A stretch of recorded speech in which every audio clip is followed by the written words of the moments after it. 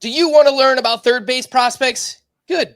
Me too. Welcome into Fantasy Baseball today on Thursday, November 16th. I am Frank Stampfl, joined by Scott White and Chris the Welsh. Today on the show, you guessed it, we're breaking down the top third base prospects heading into 2024. We'll talk about some Dynasty trade targets, and the Arizona Fall League is over. Awards have been handed out, so we'll quickly run through those at the end of the podcast. Speaking of awards, congrats to my guy, Gerrit Cole, for winning the AL Cy Young, the first of his career, and to Blake Snell for winning the NL Cy Young. He has now won in both the AL and the NL, so his second Cy Young award. No surprise, both of those pitchers are ranked inside Scott's top 10 entering 2024. Yeah, one of them just barely, but that is true. 2 and 10. I wonder which one. 2 and 10 is what Cole and Snell are ranked. Really interesting that this is Cole's first Cy Young award, considering he had one of his less dominant seasons in the last 6 years. Maybe the least dominant season in the last 6 years for Gerrit Cole, but it's the first time he's awarded Cy Young. Really, I mean, not that there was any doubt he was the best AL pitcher. It kind of speaks to the state of pitching overall. Also really weird that Blake Snell has now this rare distinction of having won a Cy Young in each league, because those are basically the only 2 seasons where he's been at all in the Cy Young conversation. So, notable in both cases, notable award winners in both cases. Yeah, I mean, Blake Snell, I mean, you can look at it from start to start, month to month. I mean, obviously year to year, it's just a roller coaster, up and down. And now Blake Snell is a free agent. We'll find out where he winds up this offseason. Welsh, you're here, bud. You were talking beforehand. Third base prospects, I would say, of all the positions we talked about so far, third base looks pretty awesome. I think it's the best yet. I would agree yet, because the best is yet to come. Did you bud me, by the way? Scott, did you hear how hard he butted me? He's like, hey there, bud. I got butted. That felt like an attack. I actually feel attacked. I don't know if you're a buddy guy. I'm not your pal, friend. I felt very buddied guy, pal. You can call me big guy next there, Frank. You say, hey there, big guy. All right. Well, I just wrote it down on my fancy notepad here. Bud. Don't say bud to the Welsh. He doesn't like that. No, I'm just teasing. No, third base is good. No, you're right about this. I didn't like doing catcher. I didn't like your text about first base. Second base was all right. Things get a little bit more fun here, and it only gets better as we move on, going through shortstops, getting to outfield pitchers. It only gets better here. So thank God for the good prospects. All right, let's start up at the top. Again, these are the top 10 third base prospects according to the Welsh's rankings. Number 1 up top, we've got Junior Caminero from the Tampa Bay Rays. Scott and I spoke about him a little bit the other day on our third base recap. Some early rankings in there as well. Those were redraft rankings, so to give you an idea of how much we like Junior Caminero.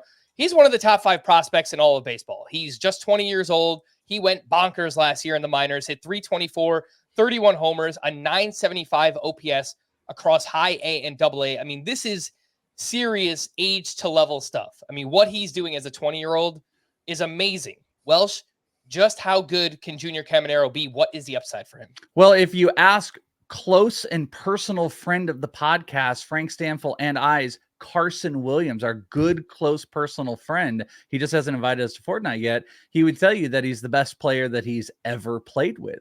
And, I want to say that there's a debate. There's kind of not. Everybody is kind of many people have settled into like Wyatt Langford is consensus number 1. I still don't think we're at the level where we anoint and say there's no challenge, because I think there is challenge. Jackson Holliday's in there, and I think there are some people that would challenge that with Junior Caminero as well.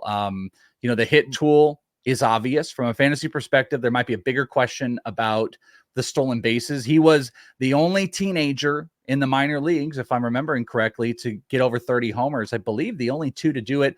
The 2 youngest were Abimelec Ortiz, who was in the AFL, and Junior Caminero was the youngest, 31 homers this past year. He is a force with the bat. I think there's also a possibility maybe they do consider him at shortstop. Some of that is still out there. I know they have to kind of figure that out in the offseason. He's probably a third baseman. I'm just saying it's not out of the realm of possibility. But they do have an opening at shortstop now. Yeah. If you go to depth charts, you get that other guy's name that's still in there wrongfully at this point. But, they could make that move. That doesn't really necessarily adjust like the fantasy concern that we have. What we care is, will he be in a spot where he is going to be given the best run and RBI opportunity? And I think that's the case. You'd love him to steal more bases, but this is a 4 category player who has shown off incredible bat to ball skills. And he's the guy that you bank on because he should break camp. And, Guardians fans, people forget about this because he's so young, but Junior Caminero was a Guardian. He came up and he got traded. So I know it boils. It's going to feel very Fernando Tatis Jr.-esque of Guardians fans not being able to enjoy him, but Rays fans will. Yeah, and just a quick note on his defensive positions played last year, Caminero, 3 games at third base with the Rays, 2 at shortstop, 1 at second base. So to your point, might be able to move him around a little bit. Scott, I know you like him quite a bit. We spoke about that the other day. Currently ranked as your 12th third baseman heading into next season. Again, that's for redraft leagues. The number 2 third base prospect. Wait, I don't get to talk about Caminero at all. Oh, well, you talked about him the other day, but go ahead. Well, I was actually going to say I find it hard to talk about Caminero because he's so good, it's almost uninteresting. You just have to stress how good he is. He hit 324 with 31 homers in 117 games as mostly a 19-year-old, mostly at AA, and was obviously reached the majors at the end. I think there are clear top 4 among the combined prospect rankings in some order. I think Jackson Holliday is still number 1, but Jackson Holliday, Wyatt Langford, who the Welsh mentioned, Junior Caminero, and Jackson Chourio. You could rank those in more or less any order. They all have very high upside. Of the 4 of them, Caminero probably not gonna help so much in the stolen base areas as the Welsh already mentioned. I don't know. Maybe I'm just repeating everything he already said. Right. But it's an impressive. I mean, like you said, he hit 300 at both levels this past year. Also, when he moved up, he hit over 300 against lefties and righties, short sample size against lefties, but he hit 470 against them. He is a plus hitter that I think you can really early on throw into a similar to Evan Carter, and how Evan Carter was already thrust into hitting 3 for the Rangers. I'm not going to be surprised if Junior Caminero is hitting somewhere between 2 and 4 for the Rays as soon as he has a roster spot. Well, there's no guarantee, by the way, that he does break camp. We assume it is. But if he does, I think he will be in that prime spot. Yeah, and look, I would say the biggest testament to his upside is that the Rays of all teams, who slow play prospects as much as any organization, had him make the leap from AA as a 20-year-old in the thick of a playoff race. And as I was saying when we did the third base preview, part of the reason I rank Junior Caminero 12th at third base already is because I presume he's going to break camp with the team. I don't know, given the incentive structures in place since the new CBA took effect, where teams can score draft picks if their top prospects place high enough in awards voting for the first several years of his career. But that only happens if he's on the roster for his entire rookie season, from opening day till the end of the season. So they already got his feet wet last year. As high end of a prospect as Junior Caminero is, you'd think he'd be in the running for all those awards. And so they need to have him on the opening day roster for it to happen. One interesting note to add: Steamer does not have that projection, but I also am not sure that Steamer and all that has caught up to exactly what you said, because Steamer is only projecting around 120 plate appearances, 126 to be exact, over what would that be, 29 games projected for Caminero to play in a full season, which seems crazy to me. And I think you laid, outside of just what he did and who he is as a hitter and their needs, talk about the extra incentives. Who can't use another first round pick? The Orioles and the Diamondbacks are both going to be having a huge benefit from that. I think every team needs to consider that. But I just wanted to point, it is interesting if you look at Steamer, early Steamer projections, it does not tell that story. There you go, Frank. We spent an extra 6 minutes talking about Junior Caminero. We did it. We did it, bud. We were trying to wreck the show here. I mean, he is a huge name. So if there is anyone we're going to do it for, it is Junior Caminero. There's this interesting tool on Fangraphs. If you look at Steamer 600, that's basically just taking the projections and projecting them over 600 plate appearances. And if you do that for Caminero, it's a 266 batting average, 24 homers, 76 runs, 78 RBI, and 5 steals. So just to give you a little perspective there. The number 2 prospect, number 2 third base prospect is Noelvi Marte from the Cincinnati Reds. Just turned 22 years old in October. We know that he ended the season in Cincinnati, played quite well, got 35 games in, hit 316, 3 homers, 6 steals, and 822 OPS. Very manageable, 20% strikeout rate. Hit the ball extremely hard, 91.3 average exit velocity, 115.6 max exit velocity. Lots to like here. Love those exit velocities. I know you love them, Scotty. Welsh, we were talking beforehand. You're a little more like, all right, I've seen the lows, I've seen some of the highs. Where are you at now with Noelvi Marte? Yeah, I would totally acknowledge, like, I have, and I've said this a gajillion times over, my previous biases sometimes drive the future, which is not a great thing with prospect stuff, because like I saw the high end Noelvi Marte in the very beginning when he was he looked like a different human being with them, when literally came stateside. He, 180 pounds, 6'1", whatever it was. And he was getting like Hanley Ramirez comparisons. 100%. Oh, his short stuff. Then he started to grow and he started to grow. And then he became this big bulking guy with huge power, but then the swing got longer. And all of a sudden, he wasn't hitting quite at the same level. And that stuck in my head. He, 300 hitter down to 273. Then he hit 270 again. Then he got bigger. And everybody questioned, okay, the strikeouts, is he going to be able to keep stealing? Well, as the body got up, and he even went to the AFL, he struggled. He looked awful in the AFL. He had a couple really good hits, but he just made really bad decisions. The swing was super long. He was on top of stuff. He just looked lost at it. Then he just found, and there was this big prospect like thing in the Twitterverse, people making about like, oh, his weight, and there's no way he can even be a prospect. There were a couple popular analysts that were just like really railing on the size, and he just found a comfortability with it. He found how to adjust as a prospect. That bat speed, I think, got up a little bit more. He actually hit 279 for 2 straight seasons now. He lowered the strikeout rate, I think, just a tiny bit. He still was stealing. The power numbers are there.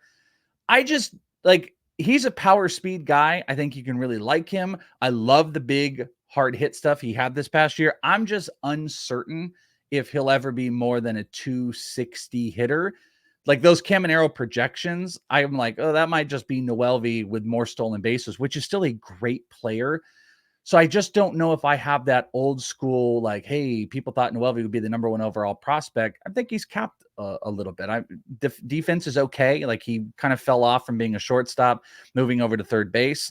I think the swing can get long. I don't think he's going to hit for super high average, but you know what? If he became Manny Machado, I guess I really wouldn't be surprised, but maybe it would be like the current-ish version of Machado from a 260 to 270 hitter hitting in the middle of the order. And that's really good. Well, I maybe the tone you strike with Noelvi Marte is somewhat influenced by what your starting point is with him, because 100%. I heard a lot of the negative takes on Noelvi Marte from the past couple years and was kind of buying into him. I was really cooling on him as a prospect and putting him lower in my prospect rankings than I think the consensus had him. But then when he came to the majors and put up those ridiculous exit velocities, like rare exit velocities for a 22-year-old, didn't translate to much power. At first, he had a 61% ground ball rate through September 4th. From September 5th on, he hit all 3 of his home runs, had a 47% ground ball rate, which is still high, but a lot better than 61%. And so he hit those 3 home runs over the final 3 weeks of the season, tapping into those exit velocities. And for the entire time he was up, Noelvi Marte stole 6 bases, which, we're talking, I say entire time he was up, basically a month and a half, 6 stolen bases. So that translates to like a 25 steal pace. 91st percentile is the sprint speed for Noelvi Marte. So that he proved he's not only fast enough to steal bases, but there's a willingness there to do it too. And so with those exit velocities, if he can continue to keep that ground ball rate in a tolerable range. In Cincinnati, where the power is going to play up, I think there's massive power speed potential here, and wherever the batting average ends up, it ends up. I'm not even so much worried about that, given what I think Noelvi Marte can do in terms of power and speed. And I'm very high on him right now. I'm probably higher on him right now than I've ever been. Yeah, and I'd also say, like, there's a part of me that feels it's a quality of contact issue with him, but he might, worst case, maybe he's Ketel Marte. I've kind of brought this up before. Those are those type of guys that when they tap in to that really great quality, it's bam, it's 115, 116, but maybe they struggle with it. He had like a 7% barrel rate when he was out here. I don't know. I tend to, when he's up in the majors, I tend to think that might run a little bit lower or right in that general range. We'd love to see it like 10% higher. I always think it's a quality of contact issue, but I'm 100% driven by the things before. He can steal some bases, and he is built around a very exciting young team that I think also can drive some of these young guys even a little bit further. There's a lot to be excited about. I mean, and we're talking 2 top 10 prospects already in the third base ranks. When you say quality of contact, you mean consistency with the quality of contact. Like, okay, I'd love to see so what a guy specifically like barrel rate is what you're talking about. And that's 100% what I'm talking about. Yeah. Like, if you're going to be, it's great. You have 115 plus max EVs. I'd love to see you run 10% plus barrel rate. So you're tapping into that as much as possible. I'm just not sure that will get there, but I'm also like really being very picky, which I really shouldn't be, about this super young guy who's done the ups and downs, got up to the majors and had an 8% barrel rate with huge max EVs. Like, let's bet on those type of things. There's just this like little tiny cautiousness I attach to it while saying he's a top 10 prospect. Sure. And maybe he doesn't need to barrel as much considering he plays in Cincinnati, right? So yeah, great point. Didn't even even some mention of those it. balls who are not barreled, they might be able to sneak out, right? So great ballpark and ascending lineup. And just from a redraft perspective, the early ADP on Noelvi Marte, 156.7. So there is some enthusiasm at that point in the draft. Probably your corner infielder, but maybe you wait a little bit and he winds up being your starting third baseman. The number 3 and 4 third base prospects, I'm going to put these two together here. We have Colt Keith of the Tigers, 22 years old. Coby Mayo of the Orioles, who turns 22 in December. Great seasons for both of these gentlemen. Colt Keith hit 27 home runs, over 300 with the Tigers, 932 OPS. He got 67 games in at AAA. He hit lefties well, too. I thought that was really interesting from his minor league data.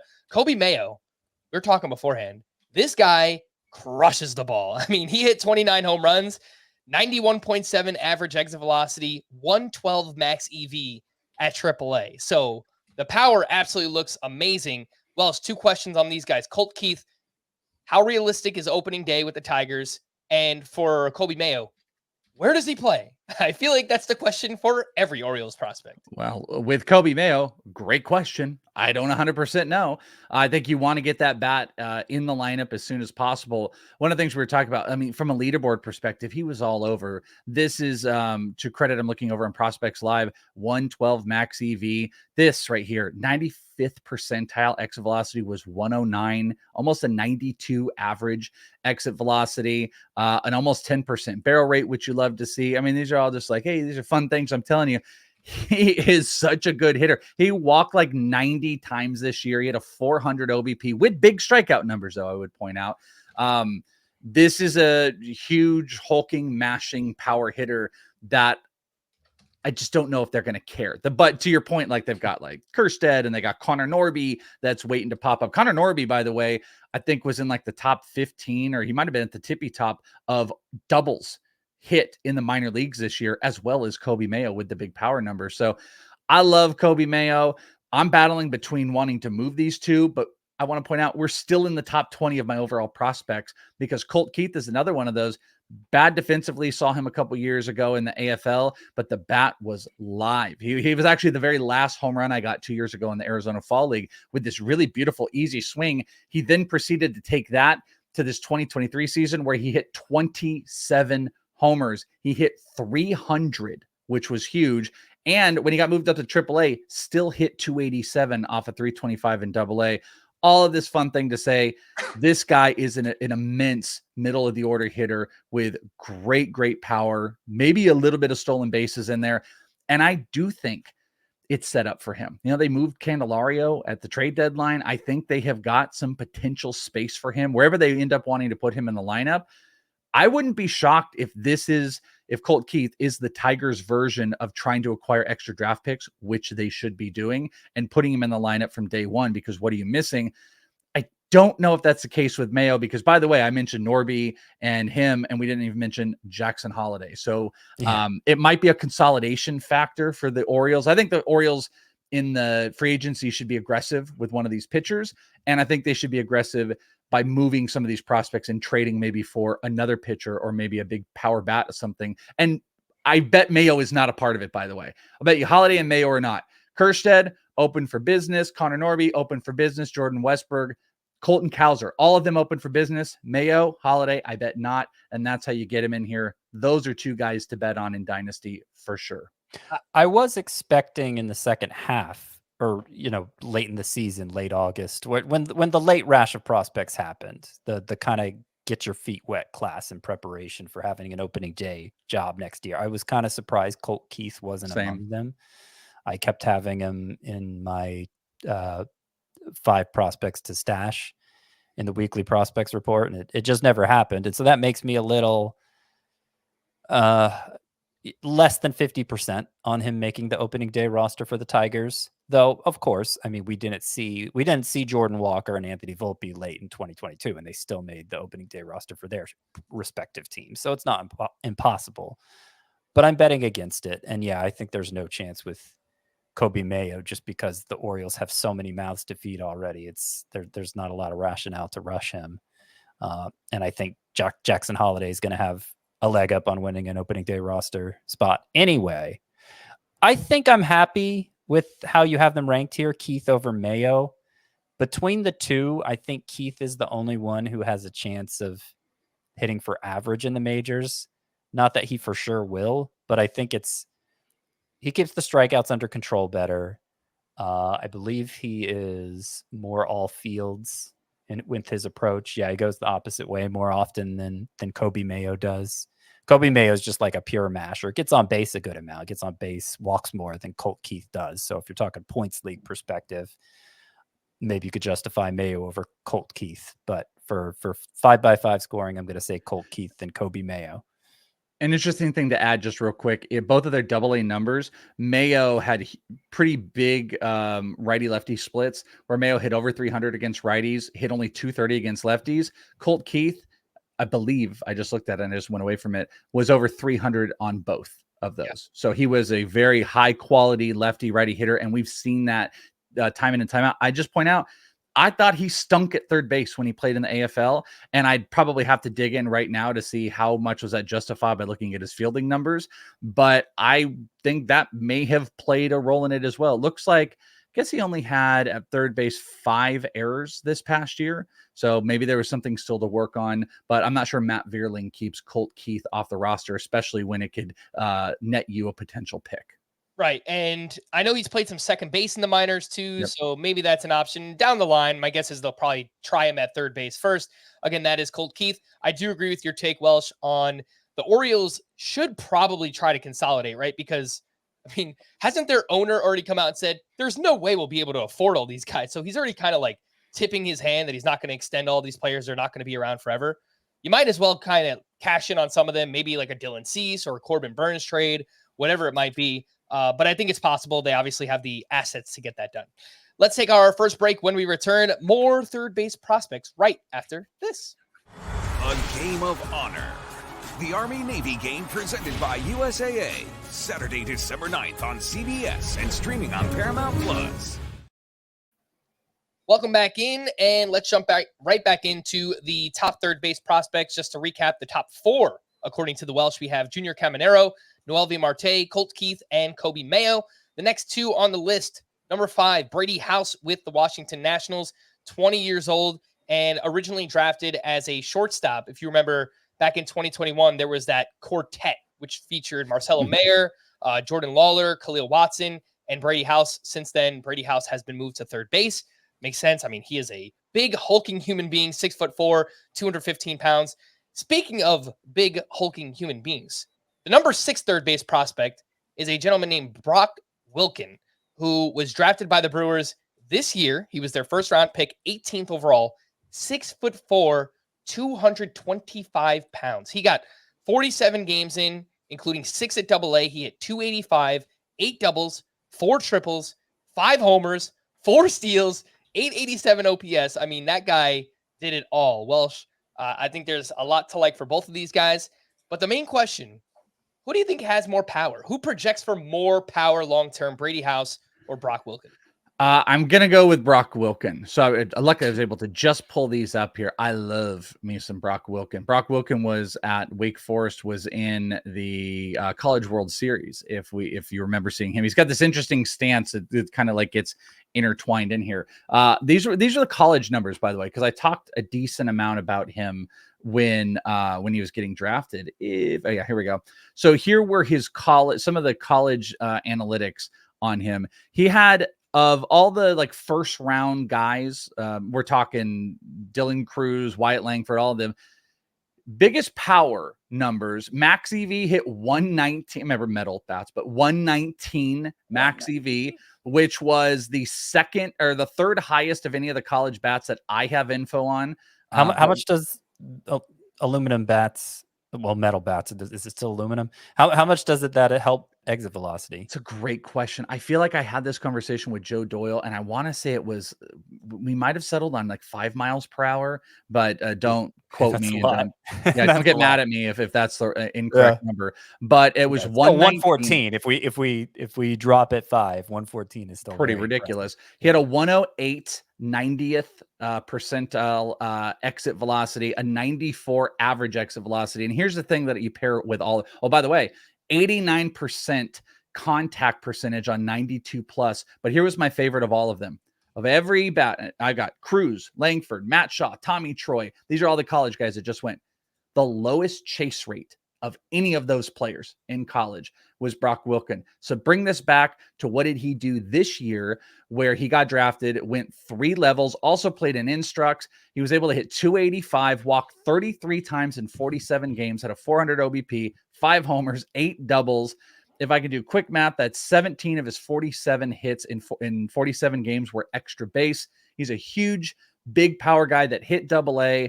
I like him quite a bit. He's a first-year player target for me. I didn't mean to make this all about him and not Brady House, because Brady House improved his batting average at every level this year, is still learning to develop the power, because this has been a high average guy. Stole 9 bases, which was 8 more than he had ever stole. He only stole 1 base between the previous 2 years. Strikeout numbers are nothing crazy, but he's a high batting average, big power guy. These are both great bets, and people aren't as, to be honest with you, Brady House might be the best bet of all of them, the cheapest in Dynasty.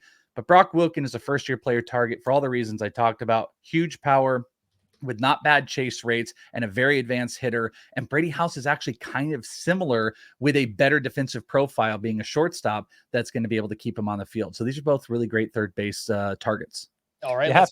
Go ahead. You have to think with that batting eye, though, if it's a points league or if it's like a sim league, Brock Wilken would make sense over Brady House. Yes.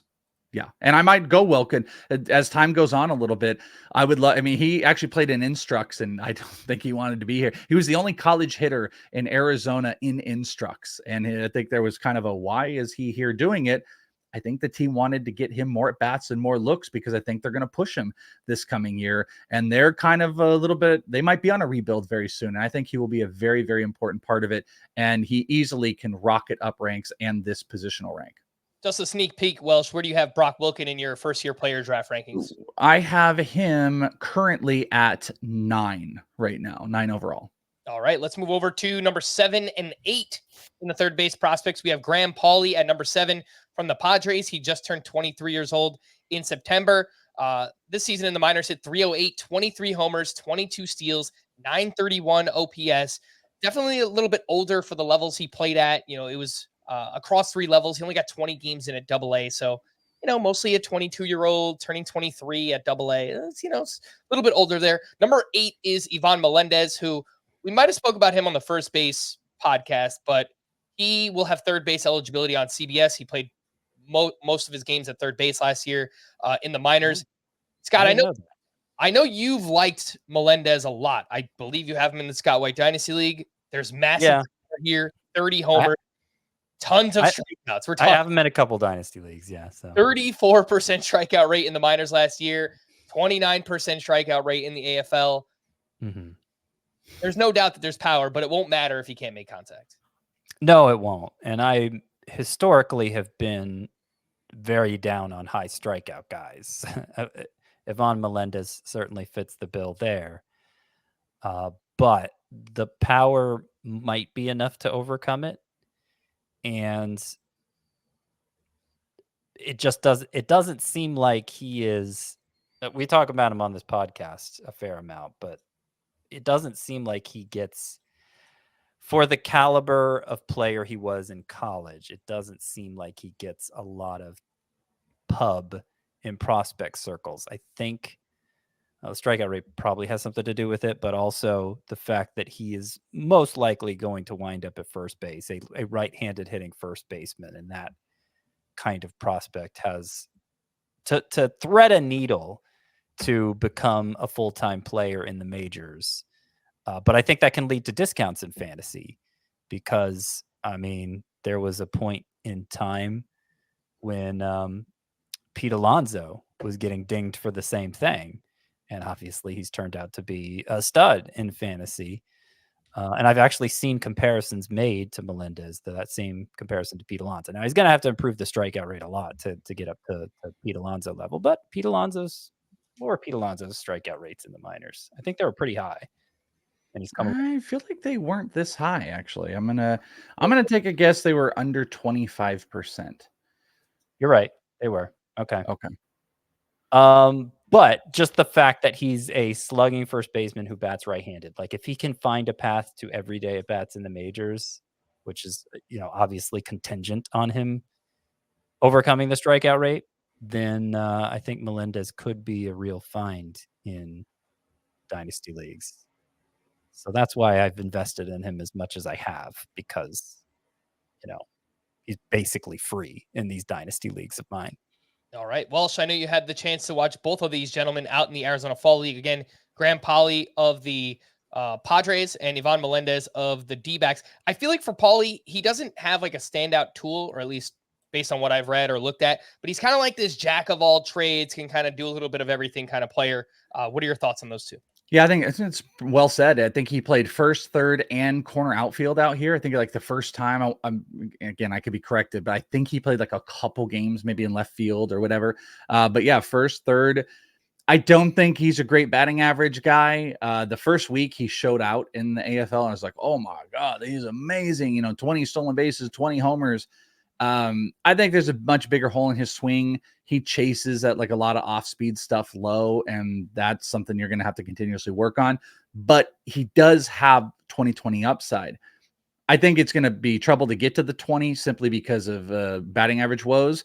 There's two things. Doesn't the Machado injury, isn't that going to linger in, or the surgery, isn't that going to linger into the start of the season? Isn't that right? Dispute over that. I think Frank leans toward yes. I lean toward the timetable given was 4 to 6 months. So if it's closer to 4, no. If it's closer to 6, I just wonder maybe if they were looking at maybe Graham Pauley as somebody that could help them out a little bit as a bench bat. Not saying it's going to happen. That would be an aggressive push. The other thing is, might be great trade bait, but for what he does, he covers a lot of areas in fantasy where, man, I want to love Melendez. Welsh is a homer, Diamondbacks. I hated all of it. I just didn't like how he looked at all. The power numbers are absurd, but the same thing happened to me with Abimelec Ortiz. They look slow. Both of these guys, Melendez specifically, looked like all he needed to do and all he was trying to do was just find the fastball mistake to beat. And I saw Pete Alonso in the AFL destroy mistakes. I did not see Ivan Melendez destroy mistakes. He did play decent offensively.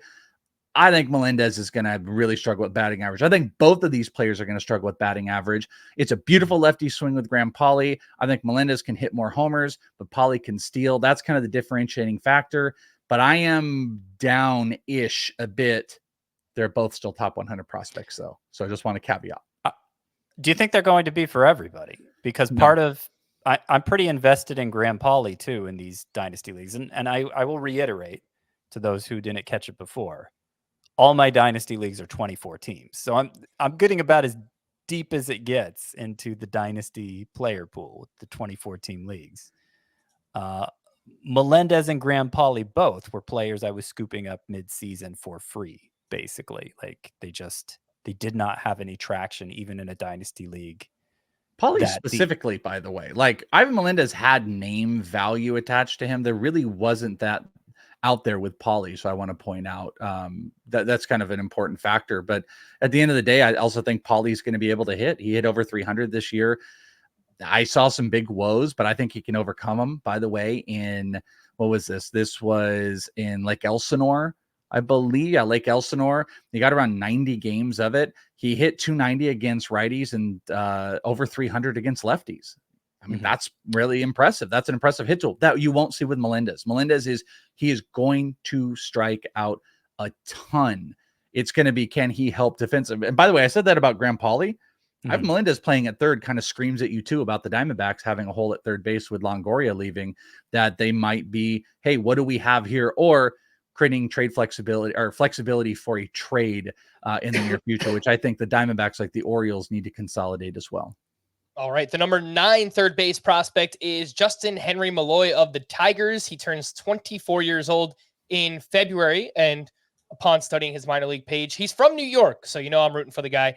This season in the minors, he hit 277 with a 417 on base percentage, 23 homers, 891 OPS, all of his games in AAA. Scott, I remember towards the end of the season, we would be doing the prospect report, 5 players to watch, 5 players on the periphery.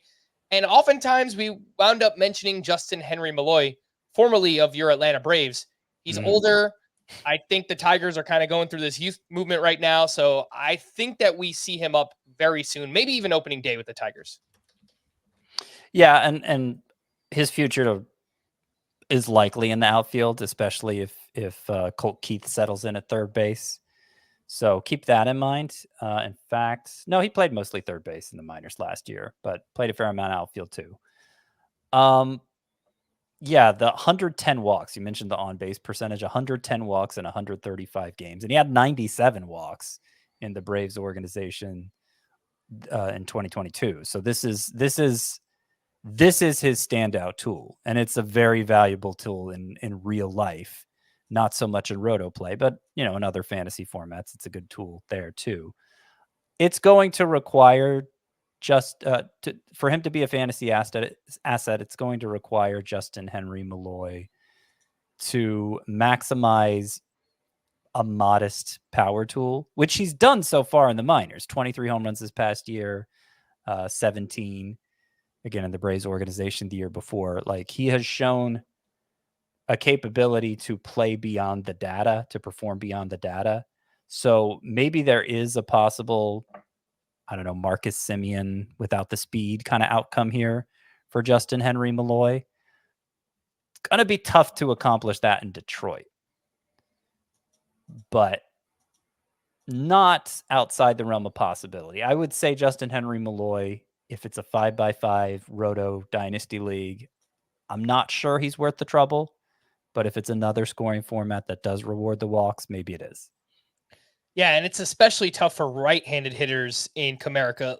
It's a little bit more forgiving for lefties, but as we've seen with Torkelson, if you look at the expected home runs by ballpark, you put them anywhere else, and that number jumps by like 5 to 10 home runs. So it's just tough to hit home runs as a right-handed hitter in Detroit. So keep that in mind with Justyn-Henry Malloy. The last name on the list, number 10 third base prospect, is Bryan Ramos of the White Sox. He is a 21-year-old out of Cuba, and this past season hit 264 with 15 home runs and 808 OPS across 81 games, 77 of those coming at AA.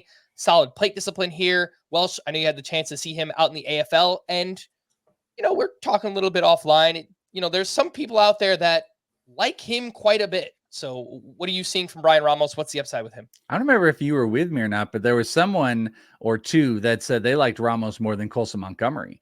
That was, I do feel that was pretty heavily influenced in like what was happening like right there, because Colson Montgomery was very swing happy and Ramos is just really consistent. And, Ramos ended up missing a significant amount of time this year, only played 80 games, still hit 15 homers. You project that out. He's at least a 25 plus homer guy, very clutch. Little bit of stolen base potential. Wouldn't be surprised if he got to 10. He's not overtly big, but he is also one of those guys that's going to put up big EV numbers. We don't have them here. I probably should go and dig in the AFL side because there might be some at Salt River, but this is one of those guys that's going to put up those 113, 114 big pull EV numbers. And I think he's 25 plus at the position. He's hit 260, I believe, 2 straight years. The strikeouts don't look like they're fully cutting down, but we're getting into that space. He just made better decisions as he gets older. I think this is one of those guys where his ability to hit the ball really hard might work a little bit in his favor, to pad the stats a little bit more. So I think Ramos is 25 plus potential. I'm worried about the batting average overall. That's why he's not higher, but opportunity might come sooner rather than later. Again, another team that's kind of in a rebuild mode, and I think they want to push. I think Colson Montgomery and Bryan Ramos, I think, also very much enjoy.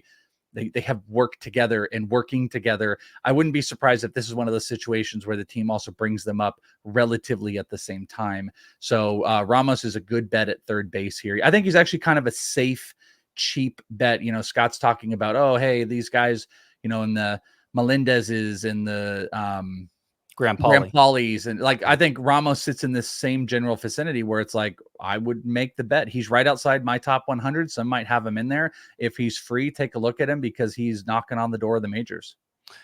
I don't have much to say about Bryan Ramos, but I did want to mention a couple of name curiosities for Justyn-Henry Malloy. If this is the first time you're hearing of him, the guy we just talked about. So the hyphenated name there is the first name, Justyn-Henry. The last name is just Malloy. So that's interesting. Also, Justyn is spelled Justyn. So if you're looking up Justyn Malloy and you're getting frustrated because his name's not coming up, just type in Malloy and then you'll scroll through and find Justyn-Henry as the first name.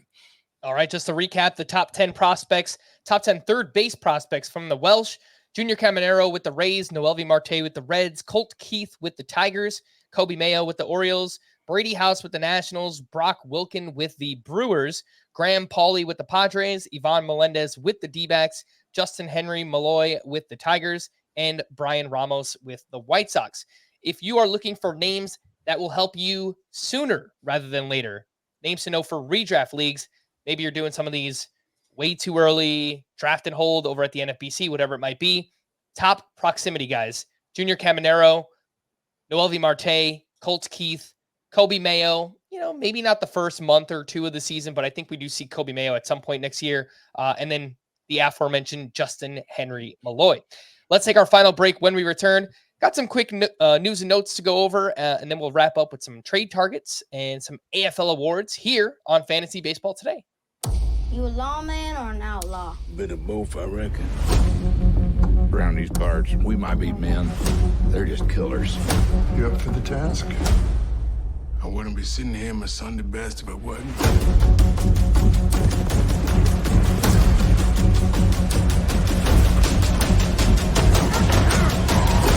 I'm warning you, your wicked days are done.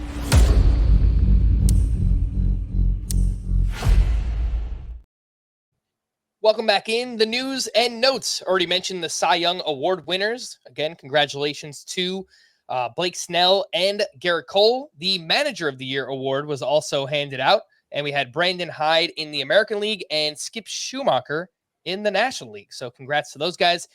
Vinny Pasquantino, the Pasquatch, as he's known as now. I was actually watching an interview. He said he doesn't want to be known as like the Italian breakfast or Italian nightmare anymore because his mom doesn't like it. So that's the entire reason. So I guess we're going with the Pasquatch. Anyway, he was able to take full batting practice this week. As you remember, he had season-ending surgery to repair a torn labrum in his right shoulder. And in that same interview said should be 100% ready to go by the time spring training rolls around.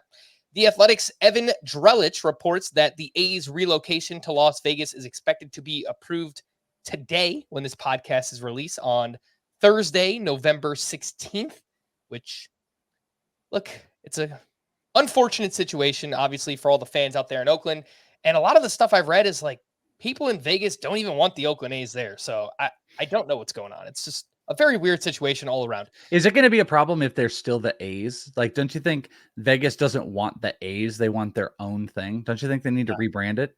That's exactly what I've read and heard, is that like people who live in Vegas, they want their own team. They want like a brand new franchise, right? They want something to call their own. Not like, oh, the Raiders went to Las Vegas. Most of the people that go to watch the games are like the visiting team's fans. I have a feeling the same thing might happen if it's like the Las Vegas A's or whatever. There's also like there's very brand with the Raiders. It had a life of its own. Unfortunately, the A's don't. This is coming from, I grew up in the Bay Area. My family were all A's fans. My beloved grandfather passed away 10 years ago. We shared A's, all of that stuff. The A's have no real brand like the Raiders do going anywhere else. And then also like Vegas, they've already had like a minor league team, the Reno Aces. I know people would be like, change it to the Aces. I don't know. They just need it. I feel like they need an identity, and baseball needs to embrace nixing the A's out and giving them an identity. Otherwise, you're just going to go into a place where but like this is one of the historic franchises. I agree, but Oakland doesn't want them. Vegas doesn't want them. Right? What do? Nobody wants them. I mean, the green and yellow color scheme, so novel. That's a word, yeah. Novel. It's right. Like I mean, I don't know. I don't mind the color scheme. I actually have an all yellow alternate Oakland A's jersey. Mark McGuire. The Athletics, like they're the Athletics, but most people just call them the A's. That's well, the New York Times should buy them. I don't know. Like it's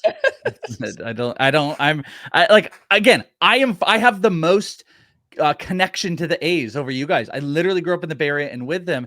And I think about the A's in Vegas. And if I lived in Vegas, I'd be like, I don't know. They're gross. Like the jerseys are gross. The team stinks.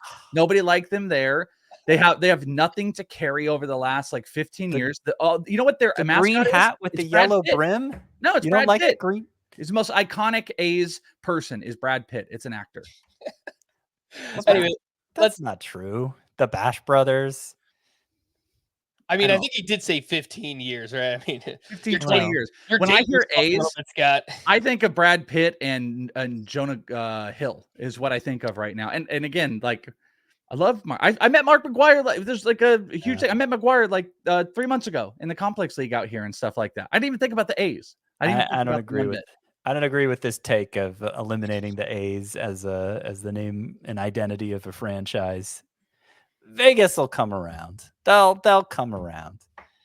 I do want to refer back to the Vinny Pasquantino thing, because there was a time not so long ago where if the mother chimed in on a player's nickname, that would only perpetuate the nick. Like that would create more taunting and teasing within the clubhouse than not, right? Like that would, if anything, that would just like codify it, you know? That was when the A's were great, though, Scott. That's just a new era. I love you guys going back and forth on this. This is great. The latest hot stove rumors, by the way, I did get an update on my phone not too long ago. This comes from Jeff Passan. Shohei Ohtani has, quote, expressed affinity for the Dodgers, the Rangers, and the Red Sox. For whatever is that was. Maybe the biggest free agent in baseball history. So obviously we'll be following that along all offseason. John Heyman believes the Padres, Giants, Padres, and Phillies are all interested in Blake Snell. And according to John Morosi, the Dodgers are showing strong interest in Yoshinobu Yamamoto. Lastly, very sad news as the Padres chairman and owner Peter Seidler passed away on Tuesday. Everything I've read and heard in recent days about him is that he was a great owner. He was an even better human being. Our thoughts and prayers obviously go out to the Seidler family and the Padres organization. Let's move over to some Dynasty trade targets, specifically at third base. And Scott, we will start with you. I normally ask you for like one or two, but you probably have like five. So you want to go? I have three of each. I'm seeing here the Welsh has one of my buys. Oh, I'll just mention it, Manny Machado, and he can talk about Manny Machado as a buy low in Dynasty. Maybe I'll chime in more depending on what he says. I do kind of like Noelvi Marte as a buy low because I think I think most people are.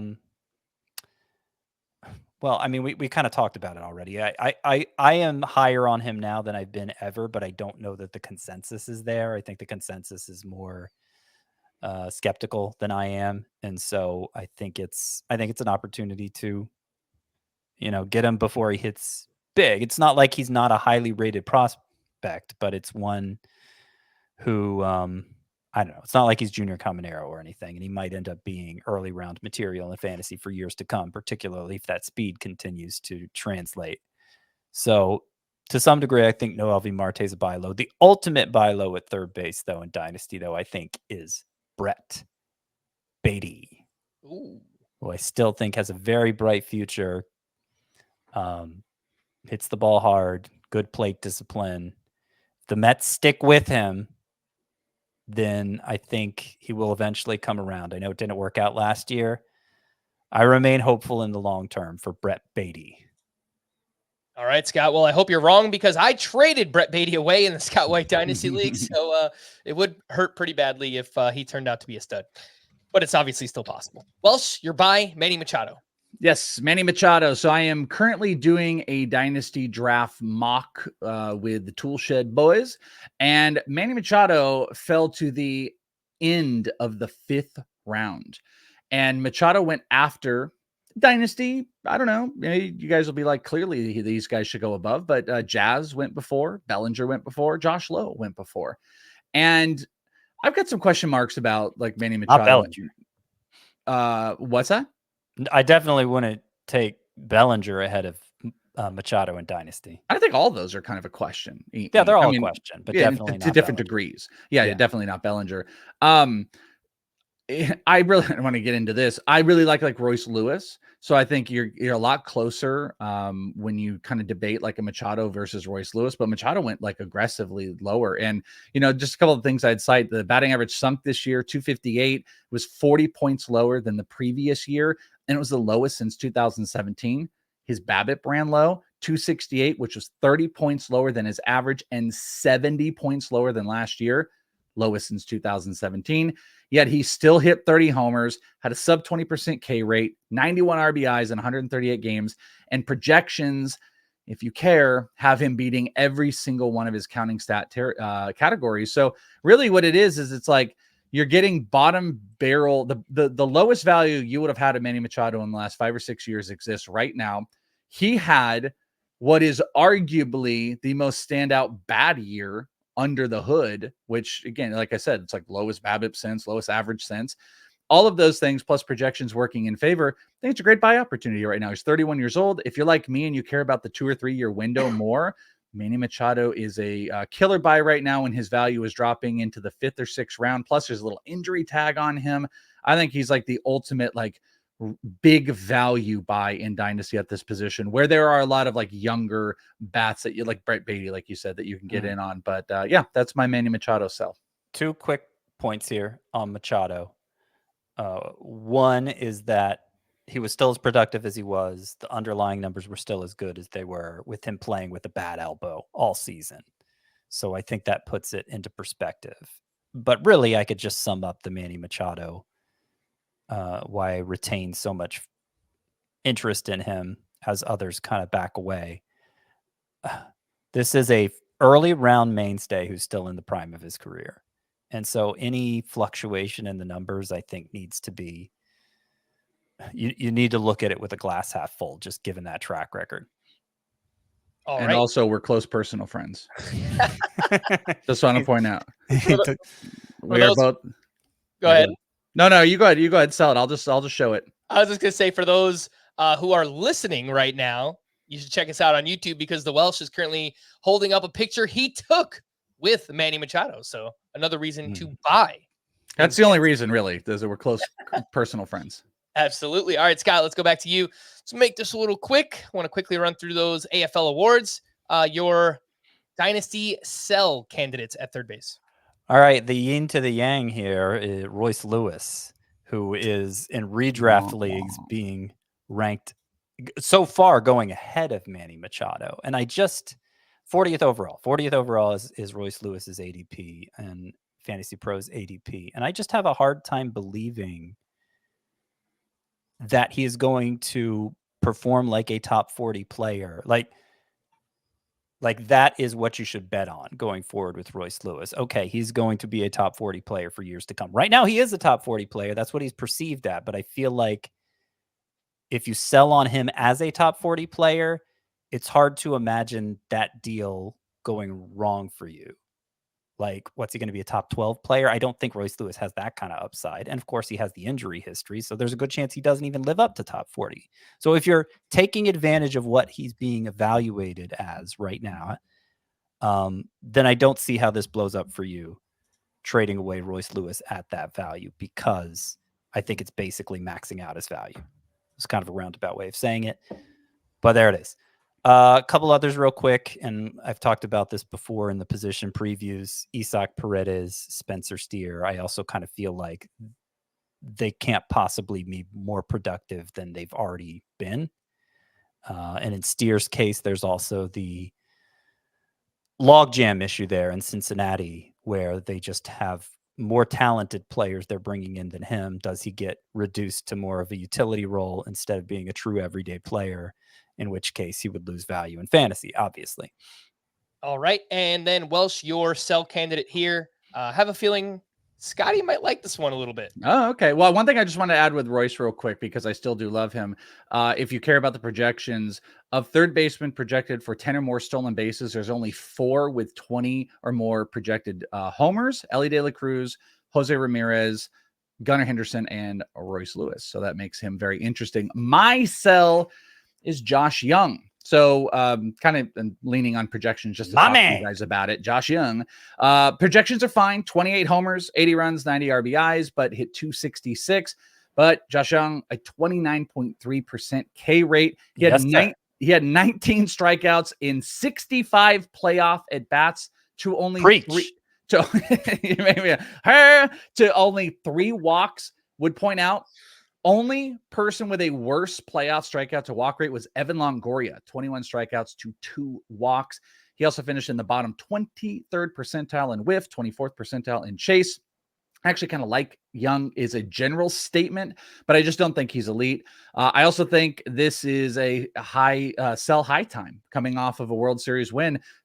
Talking also about the Manny Machado stuff, Josh Young went in the 4th round of that Dynasty mock draft, where Machado went in the 5th. So I do believe there's a path for an improvement. I actually looked at Austin Riley's like early numbers. I think there might be like some similarities with them. There's some hard hit barrel similarities as far as like the minor league numbers go in the early first 2 years. And there's also some approach similarities, but you've got Young, who just has ridiculously stupid K rates with bad walk rates. So at the end of the day, I'm kind of wanting to lean off of that, because I do think the stat line that he provides is kind of replaceable. There's replaceable guys that you can do a lot of this with. And if you can maximize where you're wanting to maximize off of Royce, if I can maximize Young to 90% of what you're doing, I just feel like I can easily replace it with older players and maybe just spend my time elsewhere and my dynasty assets elsewhere. And I guess you guys agree. Yeah, I mean, I thought about putting him as a sell high. Josh Young, his ADP is 86th right now, which is far different from 40th. I do like, just in a vacuum, Royce Lewis better than Josh Young, but I think it's less likely that Josh Young's value has peaked at 86th overall than that Royce Lewis has peaked at 40th overall, which is why I ultimately didn't include Josh Young as a sell high, though I certainly can envision a scenario where you do sell high on him. Again, I have Josh Young in the Scott White Dynasty League. So, Welsh, I hope that you are completely wrong and that Josh Young turns into the next Austin Riley, even better. And he's amazing this upcoming season. Let's quickly wrap up just some Arizona Fall League awards that were handed out over the past week or so. The Breakout Player of the Year is a name we haven't mentioned, Oliver Dunn, who is a second baseman. I think he's kind of like a utility player. He was on the Phillies. Just in the past couple days, he was traded to the Brewers because he was exposed to the Rule 5 draft. So we, see kind of wacky trades this time of year. He was also traded, by the way, for a player on the Brewers who was in the AFL, and these two were teammates. They both played on the Surprise Saguaros. So these were teammates that were literally swapped for each other. And didn't they wind up winning the AFL championship? They also won the championship. And Oliver Dunn was, as you mentioned, breakout player, was one of the best players. I text you, you and I were texting about him. I had mentioned him a couple of times. The problem is he's 26 years old. So he's kind of a non-prospect, but he did everything. He did a little bit of everything. He could run. He was hitting for some power. There were doubles, good approach, as you should at that age, but he was kind of checking off boxes. I thought he could be a utility guy, but I told you, I was like, man, the Brewers got some potential open spots here. Maybe they're going to just take a swing at it and give him an opportunity. I don't think that's crazy. Maybe it's a super, super like deep just throw for Oliver Dunn, who definitely shined out here, but he is 26. All right. The offensive player of the year was our buddy James Triantos, who played all around the diamond, prospect from the Cubs. And he hit .417 with 5 triples, 3 homers, 9 steals, 12 walks to 15 strikeouts. Haven't seen as much of that in his minor league numbers yet, but obviously we're hoping he can carry that over into 2024 and beyond. The pitcher of the year in the AFL was Ricky Tiedemann, who was the top pitching prospect, arguably, out there. He is with the Toronto Blue Jays. He made 4 starts, had a 2.5 ERA, 111 whip, 23 strikeouts over 18 innings pitched. The Blue Jays rotation seems pretty set for now. Obviously, crazy things happen, injuries, underperformance, all that stuff. Kevin Gausman, Braxton, oh my gosh, I was about to say Braxton Berrios. I've got football brain. Jose Berrios, Chris Bassett, Yusei Kikuchi, and Alek Manoah. Again, we have no idea with Alek Manoah. Scott, I think there's a pretty good chance we see Ricky Tiedemann in 2024. Do you agree? Oh, yeah. Yeah. In fact, of all the pitching prospects who have not yet debuted in the majors, Ricky Tiedemann's my highest ranked for 2024. It's only about 100th overall, so it's not like you should be drafting him in every league. But if you're going to draft any pitching prospect who has yet to debut, I think Tiedemann's the one. The reliever of the year was Emiliano Teodo from the Rangers. We talked about him quite a bit as well. 11 shutout innings, 3 hits, 3 walks, 19 strikeouts, and 5 saves. He turns 23 years old in February. Hasn't pitched above high A yet. So my guess is he starts in double A, maybe has a chance to join the Rangers at some point later on in 2024. The MVP, best for last, of course, Jacob Marcy, outfield prospect with the Padres. He led the AFL in hits, runs, doubles, slugging percentage, wound up hitting 391, 12 doubles, 5 homers, 16 steals, 21 walks to 25 strikeouts. Welsh, I know you talked about Marcy quite a bit. He's 22 years old, only played 16 games at AA. So my guess is he probably starts there. Maybe there's a chance we see him late in 2024. Yeah, I mean, they might get Grisham off this roster, and if they make that trade, you never know what's going to be available for them. I think every Padres player is always available for a trade, but I think Marcy opened a lot of eyes. He does everything well, and as I pointed out, some have questioned the power numbers. We talked about this on a panel at First Pitch about how he was pulling. Big pull numbers were in a friendly right field, but then when they moved a level, he started kind of just having more of a center field contact. But that's also why he's such a smart hitter. He hits lefties. He does have that pull power. He knows how to take advantage of the field. He's a super fast runner and a really good defender. This is a guy that can move. And I think he obviously opened eyes with MVPs. MVPs have had some decent track records. All of that aside, I was thoroughly impressed with him. I made him a top 100 prospect. Maybe that's going to end up being foolish, but I think he can kind of do everything. And I do think there's a shot we could see him this year. All right, we're going to wrap there for the Welsh and Scotty. I am Frank. Thanks as always for tuning in to Fantasy Baseball today. Please make sure to follow and leave a 5-star rating on Apple or Spotify. And we will be back again next week. Bye-bye.